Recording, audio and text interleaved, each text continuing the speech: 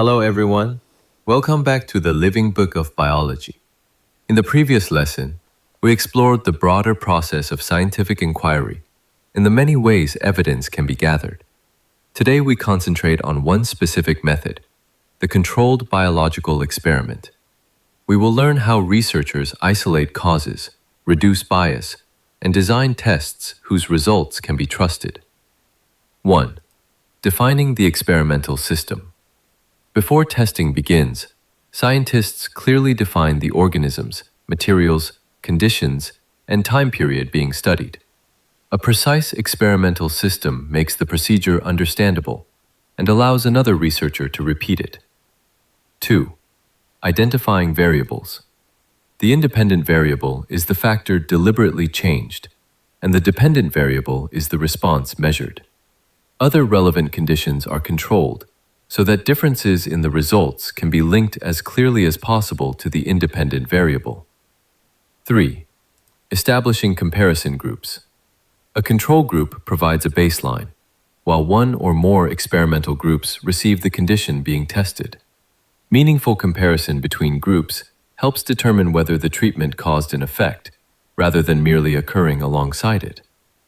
4. Replication and sample size.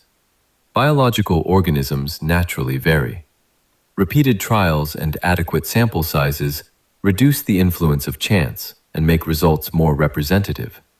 A conclusion based on many independent observations is generally stronger than one based on a single specimen. 5. Reducing bias and confounding factors. Random assignment, consistent procedures, blinded measurements, and carefully matched groups help prevent expectations or hidden differences from distorting results.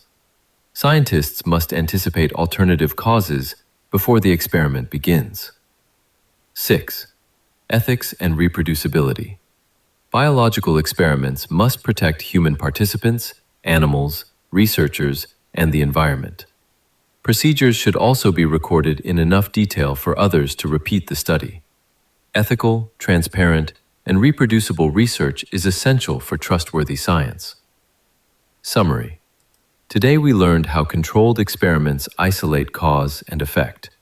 Researchers define the experimental system, identify variables, establish comparison groups, use replication and adequate samples, reduce bias, follow ethical standards, and document procedures so the work can be reproduced.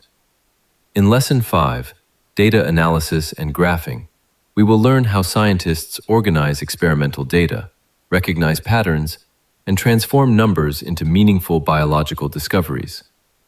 Thank you for watching. See you in the next lesson.